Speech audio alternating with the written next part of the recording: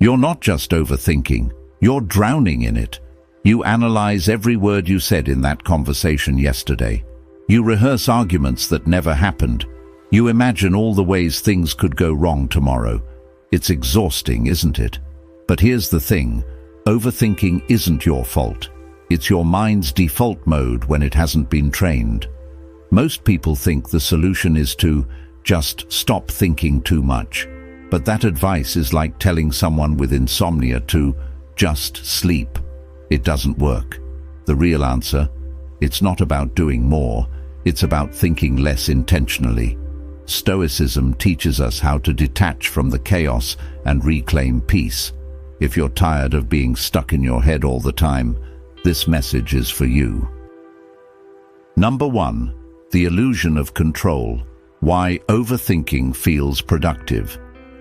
At the root of overthinking is the belief that if you can just think long enough, you'll find the perfect solution. You'll avoid pain, you'll prevent failure. But the Stoics knew that this is a lie. Marcus Aurelius said, "You have power over your mind, not outside events." Overthinking tricks you into believing you're gaining control, when really, you're just creating mental clutter. You replay what happened, overanalyze what was said, and try to predict what might go wrong. But none of that changes reality. Life doesn't bend to your anxiety. It unfolds with or without your endless thought loops. The Stoic path teaches us to drop what's beyond our control, to focus on right action, not endless analysis. You can either waste your life trying to think your way into safety, or you can step into reality and finally live. Number 2. Your mind is addicted to noise. Have you ever sat in silence and immediately felt uncomfortable, like you needed to check your phone, turn on music, or scroll through something, anything? That's not boredom. That's your mind avoiding itself. Overthinking becomes a habit because silence feels dangerous when you've never faced your thoughts. The modern world has trained us to fear stillness, but the Stoics believed that clarity is found in stillness. Seneca wrote, "We suffer more often in imagination than in reality." When you give your mind no space to breathe, it will keep spinning, looking for problems to solve, even when there are none. The solution isn't more distraction. It's learning to sit with silence and see that your thoughts are just that. Thoughts, not truth. Number 3. You don't need answers, you need action. One of the biggest lies overthinking tells you is that you need more information before you can act.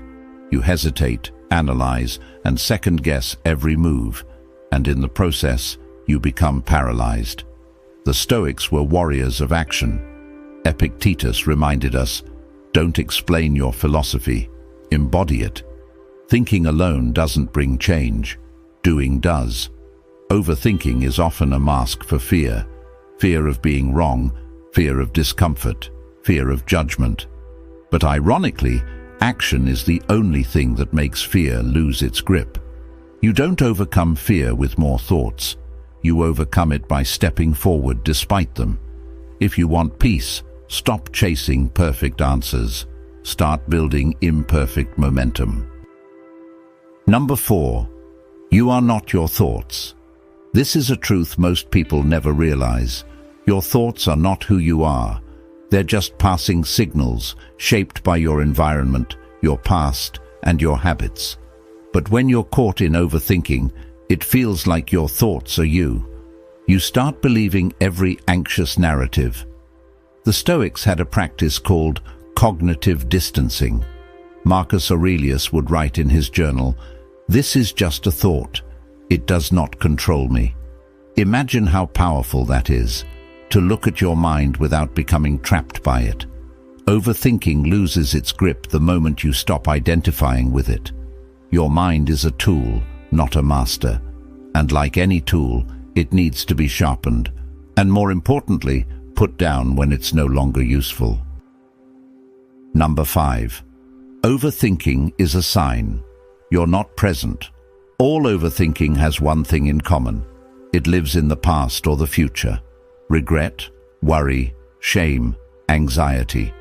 These are all symptoms of a mind that's disconnected from the present moment. But here's the hard truth. The present is the only place life ever actually happens.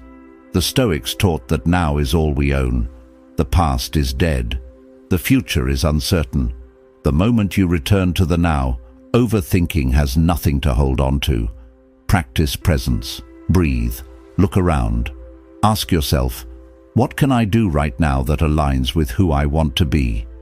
That one question has more power than 1,000 anxious thoughts, because presence is where peace lives. It's where life is real, and it's where overthinking ends. Number 6. Let go or be dragged. The wisdom of acceptance. Most overthinking is resistance in disguise. You're trying to fight reality, to twist it into something more comfortable. But Stoicism teaches the opposite. Radical acceptance.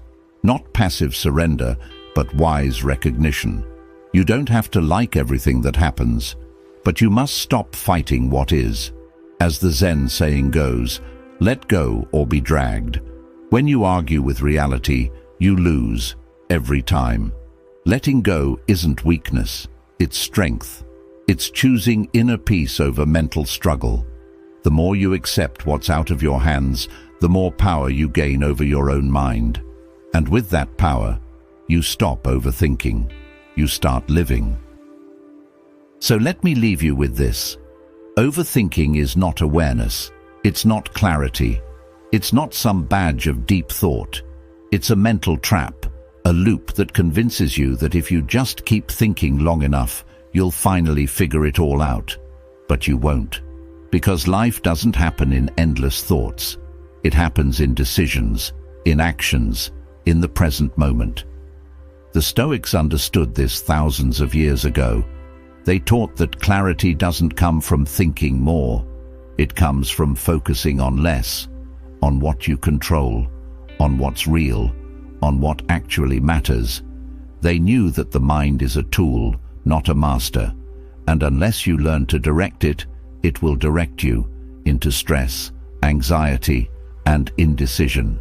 So the next time you feel yourself spiraling, overanalyzing, second-guessing, pause. Don't fight your mind, but don't follow it blindly either. Observe it, detach from it, and choose action over paralysis, simplicity over chaos, presence over noise. Because peace isn't found in figuring everything out. It's found in letting go of what never needed to be figured out in the first place.